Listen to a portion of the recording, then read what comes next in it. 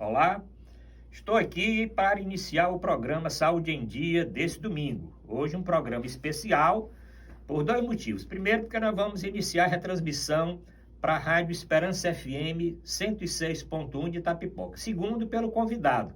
Nós estamos hoje aqui com o Dr. Evaldo Monte. O Dr. Evaldo Monte é um dos mais conceituados pneumopediatras do Ceará. Dr. Evaldo, o senhor vai tirar as dúvidas dos nossos ouvintes acerca das doenças que acometem o pulmão, as crianças principalmente. Preparado? Sim, bom dia a todos. Daqui a pouco aqui começar aqui dar umas orientações gerais aí sobre o cenário atual e as doenças aí mais prevalentes. Bom, então aguardo todos vocês. Pelo nosso WhatsApp, o nosso ouvinte pode fazer as perguntas. 999251122. Pode usar também as nossas redes sociais. É só colocar Saúde em Dia CE. Você entra no Instagram, no Twitter, no Facebook e no YouTube. Um abraço. Começamos 9 horas. Eu queria, antes de começar a nossa entrevista, doutor Arruda, Não. discorrer sobre algumas notícias aqui da área da saúde, né? Fim da emergência, né, da Covid, decretada pela OMS, né? O que isso altera nas políticas públicas, né, nas ações em relação ao enfrentamento da Covid, né? E outro assunto que eu queria, surgiu aqui de ontem para hoje, né? Também eu acho merece assim um debate, né? A Anvisa autoriza farmácias a realizar exames de análises clínicas, 47 tipos de exames de análise clínicas, como testes de HIV, dengue, hepatite, né? E diversos outros foram autorizados a serem realizados pela rede de farmácias. Não sei até que ponto esses estabelecimentos estão preparados, adequados, né, para esse tipo de procedimento. Pois é, vamos falar desses dois assuntos importantes, né? E dizer para os nossos ouvintes, tanto aqui da capital como do interior, que o fim da emergência de saúde global não é o fim da pandemia, né? As pessoas confundem. A pandemia continua, o vírus continua circulando, nós continuamos tendo óbitos, continuamos tendo casos, pacientes internados em UTI. É claro que isso diminuiu no mundo todo. Então, é o fim da emergência global. Isso as pessoas podem confundir. Eu tenho um receio realmente dessa decisão da OMS, que as pessoas podem pensar que não tem mais. Então, ninguém vai usar mais máscara, não vai ter mais cuidado com a aglomeração. E, principalmente, esclarecer que a vacinação é importante. Foi a vacinação que tornou possível esse fim dessa emergência global, mas as pessoas podem ficar sentindo mais tranquilas. Vamos vacinar, inclusive convite hoje aqui em Fortaleza, em quase todo o Ceará, as unidades de saúde estão vacinando tanto para a gripe como para a Covid, com a vacina bivalente e outras vacinas mais, tá? E com relação à farmácia, eu tenho realmente um pé atrás com relação às 40 exames, acho muito exame. Fazer teste, como foi feito agora para a Covid, tudo bem, né? É situação de emergência. Situação de emergência. Agora fazer testes, outros testes aí, eu vou ler essa resolução direitinho, ver se tem algum critério em termos de indicação dessas farmácias, mas assim, a princípio eu tenho fico com o pé atrás com relação. Bom dia a todos. Então, queria agradecer primeiro estar aqui, ser convidado aqui pelo programa de Saúde em Dia. Eu nasci aqui em Fortaleza, eu sou filho único, meu pai é médico e minha mãe é professora. Posso dizer que talvez eu tenha tido sempre uma influência pelo lado da saúde, né? Inicialmente eu não vou dizer que eu pensava já direto pela medicina, porque eu até fiz um semestre de farmácia, mas no final das contas, acho que pela influência do meu pai, da minha mãe, vendo o dia a dia dele de trabalho, eu adentrei pelo mundo da medicina com 18 anos e fiz a faculdade de Medicina de Juazeiro do Norte. Seu pai faz qual especialidade? Meu pai é ginecologista, obstetra e médico do trabalho. Todo mundo fica pensando assim, às vezes, eu tinha asma e fiquei curado. Não, você basicamente está controlado, porque a asma é uma doença que não tem cura. E sim, a asma tem um componente genético. A gente, pela parte da pediatria principalmente, se você tem parentes de primeiro grau, no caso, os pais e irmãos, que possuem asma, tem 7 vezes mais chance de talvez o seu filho poder ser um asmático. Então, sim, é importante ter a questão desse conhecimento da família em relação à asma, para você poder já ir se prevenindo e vendo se o paciente não pode chegar a ter essas crises de cansaço e poder ser um asmático. A prevenção varia bastante, porque a asma é uma doença multifatorial, tem vários gatilhos para poder gerar crises. Tem componente ambiental, então eu tenho que me preocupar com poeira, com ácaro, com mudança de clima. Existe o componente da questão dos esportes, da atividade física, tem gente que pratica uma atividade já pode ter crise de cansaço. E tem até o componente medicamentoso, em que pacientes que utilizam, às vezes, algum anti-inflamatório podem desencadear uma crise de cansaço. Então, você precisa ter todo um cuidado multifatorial. Esse é um grande desafio, talvez, da medicina atualmente, do pneumopediatra, do alergologista, porque nós estamos agora no período de alta circulação viral, então tem muitas infecções respiratórias. E a rinite alérgica, entrando no parte de alergia, é uma patologia extremamente comum no dia a dia, né? Basicamente, a gente diz que a cada 3 pessoas, 2 vão ter algum grau de rinite alérgica. Então, é bem difícil, às vezes, no dia a dia, você saber a diferença entre estou só com a crise de rinite ou estou mesmo com infecção viral, porque os dois podem ser coisas mais simples, que vão durar poucos dias.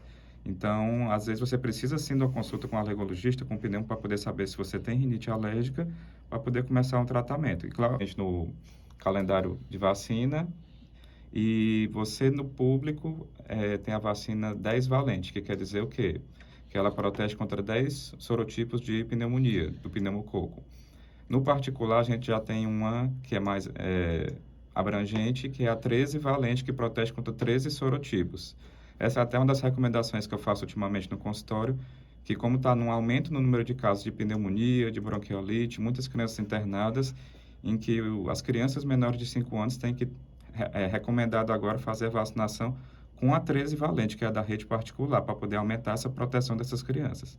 E ainda fazer em relação a isso, principalmente as aglomerações, pós-carnaval, pós-Semana Santa, o retorno ao colégio das crianças, né, que estão mais susceptíveis a aglomerações entre si e com mais chance de pegar infecções virais.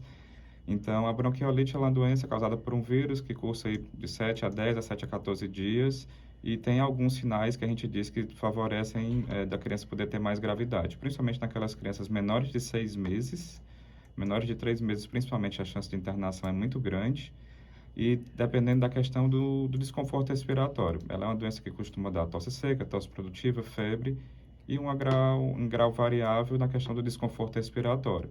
Então, aquela criança que não está conseguindo amamentar, que não está conseguindo se alimentar direito, que está com uma sonolência persistente, que está com desconforto respiratório importante, essa criança tem grande chance de internação. Um apendicite, alguma coisa assim. Tem que ser descartado dependendo do quadro, sim. Mas quando foi fazer provavelmente aí o raio-x, viu que era pneumonia. Então, a dor abdominal ela é um sinal de alarme de uma pneumonia. Normalmente, uma pneumonia que fica na parte mais inferior do pulmão e que às vezes já pode estar associada com uma complicação da pneumonia, que é a complicação do derrame pleural, que é o conhecido como água na pleura, em que às vezes pode ser só o antibiótico pode ser suficiente para o tratamento, mas algumas vezes pode ser necessário fazer até a drenagem pleural, em que você é um procedimento cirúrgico, em que você coloca um caninho no pulmão para poder retirar aquele líquido de dentro do pulmão e o paciente conseguir respirar melhor. Mas já é uma... A questão da vacinação, talvez, como já foi comentado aqui, né, em relação ao Covid, foi a grande medida que fez a diferença em relação a como a gente está vivendo hoje, provavelmente. Então, na pediatria, exclusivamente, eu posso dizer que ainda as famílias não têm muito receio ainda na questão da vacinação contra o Covid. A gente vê muitas notícias de efeitos colaterais, de alguma coisa, mas assim, quando você vai ler realmente, você vê os estudos, os efeitos são mínimos, a chance de você ter alguma reação adversa, basicamente são as reações que nós já temos a todas as vacinas, de uma dor local, de uma febre durante um dia. Então, é muito mais benéfico você vacinar a sua criança do que você a criança está susceptível a desenvolver a Covid. Graças a Deus que o Covid hoje em dia já deixou de ser uma infecção mais importante por conta da vacinação, que antes causava pneumonias graves, com grandes chances de internação, e hoje a maioria dos sintomas da Covid já são principalmente da questão de via aérea superior. A gente pode dizer que é mais uma sinusite mais grave, mas é importantíssimo você vacinar. As crianças até 5 anos são fatores de risco, então tanto a vacinação em dia de Covid, a vacinação contra a influenza, que está muitos casos ainda hoje em dia, e as vacinas do calendário mesmo normal que a criança tem que tomar até os 5 anos. Açúcares. Então, a amamentação junto com a alimentação balanceada, e você vai começar na questão da vacinação em dia, que essa vai ser a principal proteção dessa criança aí até 2 anos, é o período que a criança mais toma vacinas, principalmente os 6 primeiros meses. E também a questão de você, hoje em dia, como a gente ainda tem as orientações de que ainda vive em pandemia, de que tem que ter alguns cuidados ainda assim, eu diria que você tentar evitar aglomerações desnecessárias. É claro que você não vai ficar preso dentro de casa, porque até você ficar só dentro de casa também não vai ajudar. Porque essa criança não vai entrar em contato com os vírus, com as substâncias do mundo, e você vai, quando tiver contato, reagir muito pior do que quando você está em contato com as outras crianças normalmente. Mas uma das partes importantes na questão da prevenção de infecções é uma boa lavagem nasal, uma prevenção que a gente pode ser feita em casa a qualquer hora, pode ser com seringa, pode ser através dos medicamentos, rinossoro, dos jatos mesmo de soro fisiológico, do nasoar, que tem que ser sempre ensinada durante a consulta com o pediatra, com o pneumo, com o alergo. Então, são mais as questões preventivas assim mesmo, né? Não existe um remédio para você dizer, eu quero um remédio para aumentar a imunidade, eu quero uma vitamina para poder proteger meu filho. Infelizmente, não existe uma proteção 100%. Você pode tentar fazer todas essas medidas a fim de melhorar da criança não ficar tendo infecções de repetição. Mas, claro, se a criança está tendo infecções de repetição, sinusites, otites, pneumonia, essa criança precisa ser investigada no consultório, na consulta com o pneumologista, para poder saber se ela não tem algum fator de base a mais. Assim, a lavagem nasal, eu digo que até na minha casa mesmo, com meus filhos, a gente faz praticamente diariamente. Ela já tem um efeito de fazer o benefício de não acumular secreções já no dia a dia. Você fazendo isso, você já pode prevenir tanto infecções virais, as gripes, que aquela secreção se acumula e possa dar uma sinusite, alguma otite, que são as infecções de via aérea superior. A lavagem nasal pode ser feita de diversas maneiras. A gente pode desde fazer com a seringa mesmo, que você coloca a quantidade de soro na secreção e você faz a lavagem do nariz de ambos os lados. Pode ser feita às vezes com um aerosol mesmo, um aparelho de aerosol que você coloca só o soro e você coloca para a criança fazer. Pode ser feita com alguns dispositivos que a gente pode ser adquiridos também, em que tem o nasoar, que é um dispositivo mais novo, que é como se fosse um tubinho, um caninho que você coloca. E a criança, às vezes mesmo pode fazer, mas o ideal é que seja com auxílio de algum adulto no momento, sim, principalmente em crianças menores. E também você pode fazer através de alguns produtos mesmo que você pode adquirir em farmácia, que são uns famosos jatinhos assim, que você aperta e você dá uma quantidade de soro específica. Depende muito de como está a criança. Eu digo que, assim, se a criança está bem, se for uma lavagem nasal basicamente só de prevenção, qualquer método pode ser utilizado. Mas se você está diante de alguma obstrução nasal importante, por alguma infecção, eu não costumo dar mais preferência para seringa mesmo, porque costuma ser bastante efetivo. Porque o oral, a gente diz que é um corticoide que já é uma dose mais alta e, consequentemente, tem mais efeitos colaterais. Então, o corticoide utilizado na hora certa, eu digo que ele é um remédio espetacular. Ele tem um poder anti-inflamatório, ele pode ajudar demais. Mas utilizado indiscriminadamente, numa hora errada, por exemplo, vamos supor que você começou com um quadro viral, você pode até não saber, mas, por exemplo, você pode estar com uma influenza da vida, por exemplo, no segundo dia de doença. E você resolve, não, eu vou utilizar um corticoide oral. Esse corticoide oral usado na hora errada, nesse caso, no início de um quadro viral, você pode ter queda de imunidade e até favorecer infecções bacterianas secundárias. Então, aquele remédio que você pensa que você está ajudando, você está piorando o seu quadro e que, às vezes, você pode chegar até a ter maior gravidade naquela doença que você estava. A gente viu isso muito na questão do Covid. Tanto que no Covid hoje, você só começa a utilizar um corticoide oral, de preferência a partir do 8º dia de doença. Porque a gente via que antes, quando a gente utilizava no 2º, 3º dia, os pacientes tinham uma piora importante do quadro. A febre é um sinal de alerta de que tem alguma coisa errada iniciando no seu filho, assim por assim dizer. Então, a febre é uma temperatura acima de 37,8, né? A Sociedade Brasileira até fez uma atualização recente de que diz que a partir de 37,3, com sintomas clínicos importantes, você já poderia até considerar uma febre. Então, eu digo que se você está com uma febre baixa, de principalmente até 38,1, alguma coisa, você às vezes pode já utilizar um remédio para criança, ou às vezes pode fazer os meios físicos, se for uma febre baixa, 37,8, em que você pode dar um banho morno, alguma coisa, né? Extremamente não recomendado fazer o banho de álcool, que outras vezes já era utilizado. Isso daí você pode piorar o quadro da criança. E a febre, ela é um sinal de alarme, né?